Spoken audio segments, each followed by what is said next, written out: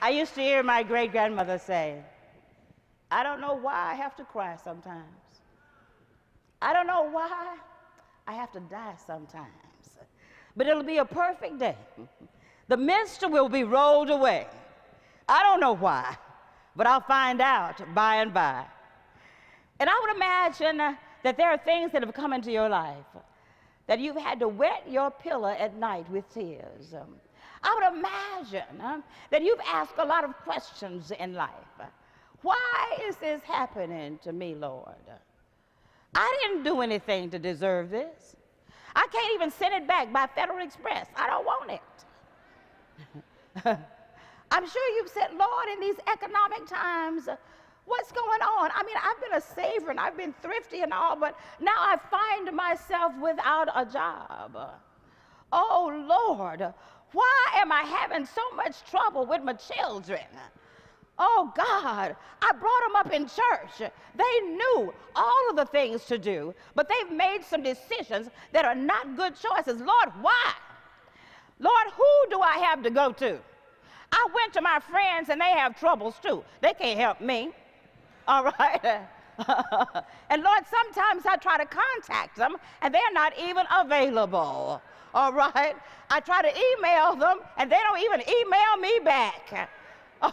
I don't know who to go to. Lord, when is this going to stop? Lord, I've been praying for something for years and years and years. I know I have. I don't know about you, but I've been praying for one thing for 30 years almost. And every time I think it's going to come to fruition, something else happens and it messes up. Oh, I know I'm a prayer warrior. I know God hears my prayers, but God, why haven't you answered that? I don't know whether you've talked to God like that. Or not. When? Why? How? Who? Well, I came to tell you who and what. That's what I came to do. I came to answer those questions today. And I want to answer them by letting you know a truth. Wherever you are, if your money is funny, if your relationships are messed up, if your health is failing, don't give in. God wants you to win. Don't give in. God wants you to win. Oh, you know what? I don't know if you heard me. I said, don't give in. God wants you to win. You're already a winner. You were a winner the day you were born. But you see, there are some things that winners have to do in order to maintain their victory. And that's what I want to talk about today. You know, my daughter, Vicki, thinks she's running something. And most of the time, she runs me. I believe it was 2008. All right, 2008, she's sitting on the beach somewhere, thinking and praying as she does. And the Lord speaks to her in dreams and visions. And the Lord told her, ready to win, ready to win, ready to win. And she tells the story that she was in an arena like this. But in the arena, she only had one shoe on. She wasn't quite ready. But God said, you got to get ready to win. So she's excited about this. And she calls me, and she said, Mama, listen. No, she didn't. That's not the way it went. She called me, and I wasn't available. Yeah, that happens, you know. And then when she finally got me, David, she said, Mama, God says, you need to write a book about ready to win. And I said, what? How come God didn't tell me? I don't want to write another book. I'm sick of writing books. I don't want to do it. And so she was like, ugh. So after a while, after she got over being hurt and perplexed and angry, she called me back, and she told me the same thing. And I said, well, baby, okay, if God told you, then I've got to do it, but I don't know how to do this. She said, Mama, let me tell you why I want you to do it. She said, I have seen you, and all of us have seen you overcome so many obstacles. We've seen you hurt. and disappointed and sick and broke and all of that, and you have overcome. Mama, you are a winner. And you can't keep that to yourself. You got to tell somebody that they must be ready to win. Any parent wants to hear that. It renewed my faith in being a Proverbs 31 woman. Okay? But I listened to that, but I couldn't really wrap my mind around it a lot because it seemed like such a hard job. Yes, I know Ephesians 6:10 through 18. Yes, I try to live that every day. But when you try to communicate that to somebody else, how are you going to do it? And so I prayed about it, but let me tell you what she did. I went to CCN, which is the Church Communication Network in California. And I was informed by this bossy daughter, who is now my mother. I was informed by her that this is what you will talk about when you go there. Now, I'm on the plane, okay? And I'm like, I got to talk for an hour. She said, you're going to talk about ready to win? I said, girl, let me talk about something I'm familiar with. She said, you will talk about ready to win. You're familiar with being ready to win because you've been a winner. Now, that's what you're going to talk about. I'm like, Lord, help me, Jesus. I don't know what to say. Jesus, help me, help me, help me, help me. You know how you say, you get, Lord, okay, what am I going to do? Well, don't ask him if you don't want him to help you. Because I stood there for 1 hour and I talked about how you can win over financial difficulties and how you can win over being disappointed and how you can win over your marriage and how you can win. And for 1 hour, and when I got through, I said, Vicki, I'm ready to win. Oh, and then Alison Vodke, who's going to speak a little later, introduced me to some of the most precious people in the world, introduced me to Harvest House. And I know that God has put his fingerprint on that because Harvest House wanted this book ready to win. Well, when it got to Harvest House, though, you know how publishers do. They change the name of your stuff. Yeah. And they are the ones, though, that said, this book has to be Don't Give In. God wants you to win. And ladies and gentlemen, I want you to know that in 3 weeks, I wrote this book. Now, this is my 14th book, and this is the only one that has been written in 3 weeks. I sat down one morning at my computer, and I said, Lord, I don't know how to start this. I know you want it written, and I'm going to do that, but I don't know how to start it. So I'm going to depend on you to do exactly what you did in the Bible. I'm going to depend on you to dictate this book to me because I don't know what I'm doing. When God has a plan for you, he already has it worked out, sugar. That's right. And so as I sat there, I did one of my favorite things, daydream. Do y'all like to daydream? That's how I come up with a lot of stuff. You know, I just daydreaming. And so while I was daydreaming, the Lord took me to a fight I had when I was in elementary school. Now, I know ladies don't fight. I was taught that by my Grammy. She said, now, young ladies don't fight. Well, I never had a fight in my life. But on this particular day at the B.F. Durrell Elementary School in Dallas, Texas, some of y'all know where B.F. Durrell is, in Dallas, Texas, I heard this rumbling. I heard this noise in the hall, and the noise sounded like this. Thelma Smith, Hetty Ruth's going to beat you up today. She said she's going to beat you up after school. She'll beat me up. Why is she going to beat me up? I didn't do nothing to her. I don't know what's her problem. Okay, why? I don't believe she's going to beat me up. She's my friend. We go to the same church together. Her grandmother and my grandmother are friends. Why is she going to beat me up? What's her problem? But the rumor was, you going to get beat up today. Now, you know, when there's a rumor about a fight, there are spectators. There was only one door that we could go out of at BF Durrell. And there were not a lot of teachers around because that was not during the time when children would get kidnapped. All right. That was the time when you could trust folks. And so all the crowd was there. And I'm looking out like, I'm scared. I don't want to go out. But I had to go out because, see, I would get punished if I was late getting home from school. So I didn't have a choice. I had to walk down the stairs of the BF Durrell Elementary School, and I had to walk through the crowd, and there she was. She was standing down there on the sidewalk, and I got down, and she hit me, and I ran. Boogity, boogity, boogity. I ran home, and I told my great-grandmother, hey, Ruth want to beat me up, and I don't know where she want to beat me up. I didn't do nothing to her. She said, oh, baby, don't worry about it.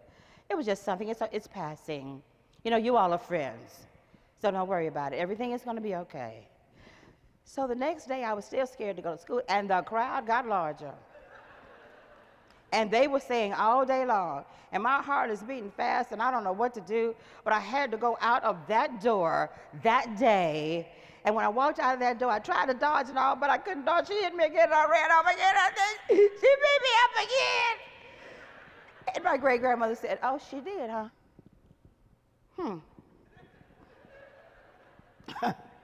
She said, well, you know, I taught you not to fight. But I'm going to tell you something. You have to deal with a bully the way a bully understands. She said, I'm going to tell you something. You come home tomorrow crying, and you haven't beat her up. I'm going to whoop you.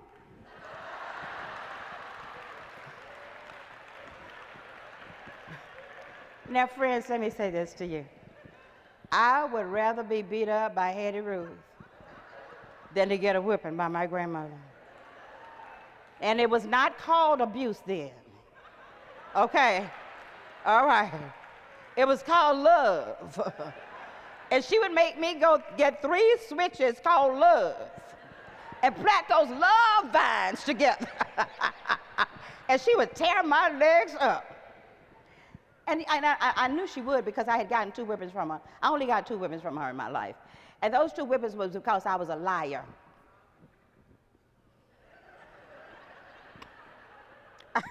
You see, in kindergarten, I lied to her. I had gotten a dime.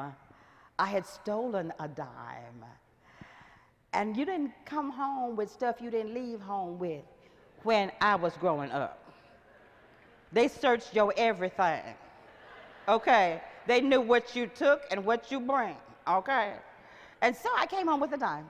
And when I came home with a dime, my grandmother said, where'd you get the dime, baby? I found it. You found it where? On the floor. On the floor where? And you start asking all these questions, and you start thinking, now what am I going to say next? Okay. She knew I was lying. And so she asked me again, where'd you get the dime? This time it wasn't baby. Where'd you get the dime? I found it. You found it where? And this interrogation continued. So she left me alone and didn't say anything to me. Okay, she didn't talk to me. Now that's abuse. But she didn't talk to me.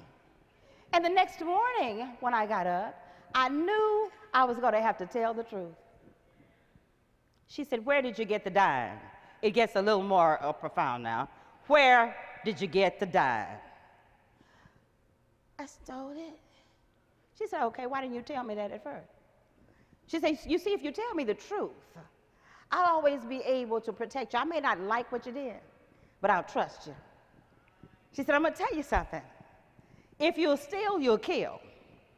If you steal, you will kill, yeah.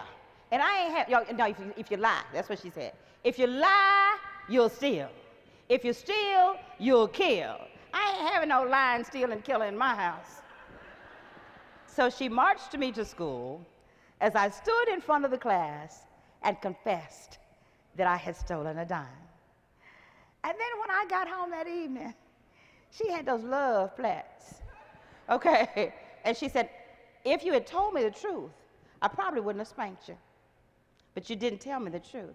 So she took that switch and stung my little legs with it, and I remember that until I was 9 years old. And when I was 9 years old, I evidently had a lapse of memory of what can happen when you lie. I was really, really, really fat when I was a little girl, and fat had covered my heart, and the doctors put me in the hospital at the Children's Medical Center in Dallas, Texas, and reduced me to my normal weight in 10 days. Well, of course, I had to maintain that. So I could not eat chocolate, I could not eat candy, I could not eat crackers, I could not eat anything I loved, okay?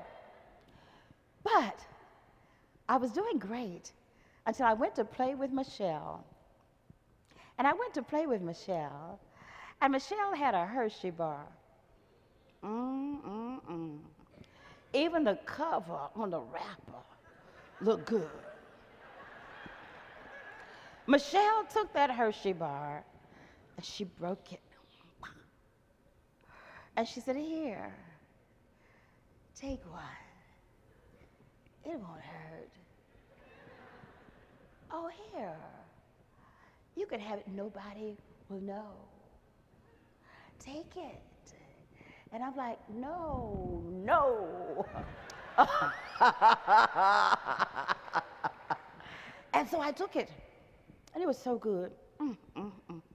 That little square, I think I can taste that square right now. It was so good. It was, you know how you want it all over your teeth, and it was so good. And so I got back home, and when I got back home, my grandmother said, "What you been eating, baby?" "Nothing." You've not had anything to eat?" "No, ma'am." You're telling me that you've had nothing to eat?" "Nothing." "No, ma'am." No, no, ma'am. You know how you look and tell somebody's lying by...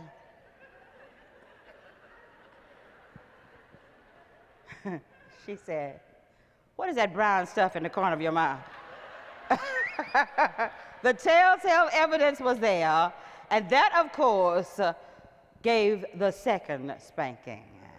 And the same lecture, over and over and over. But you know, I thought about that. She told me that the only way to get a bully is to treat a bully like a bully needs to be treated. Michelle took that piece of candy and tempted me to do what I knew was wrong. Now, I don't know how many of you have ever tasted forbidden candy.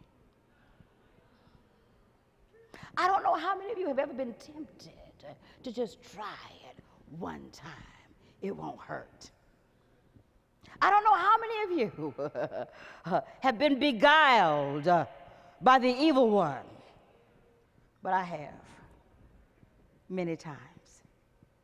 And I've had to know how to deal with the bully, because he's a bully.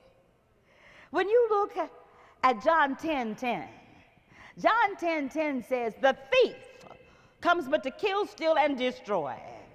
But, oh, I like that word, but. It's always something on the back of but, y'all. Okay, but I have come. This is what Jesus said. "I have come to give you life, and that life more abundantly." And I'm asking, more abundantly than what, God? More abundantly than being down in the dumps, more abundantly than being disappointed, more abundantly than hurting all the time, more abundantly than whining, complaining, and behaving like a victim, more abundantly than depression, oppression, suppression, confusion, more abundantly than the stuff we live with every day. I want you to know that I'm ready to win. I'm ready. Oh, I'm so ready. I'm so ready to win. And the truth is, we have a choice. We can win every day. We can win every day. Now, do we win every day? No. Do I win every day? No. I mean, I wake up sometimes and I have my prayer time. You know, many people know already, so I'll tell you. I have a wonderful affair with Jesus in the tub. I really do. Some of y'all do too. You're just ashamed to tell it. I'm not ashamed. Okay? Because that's a quiet time. That's a wonderful time. That's a loving time. That's a time where we can commune together. And so I've had my quiet time. I've even either listened to my Bible or I've read my Bible, and I'm in such a great mood. I mean, nothing can destroy my mood. And then I talk to somebody.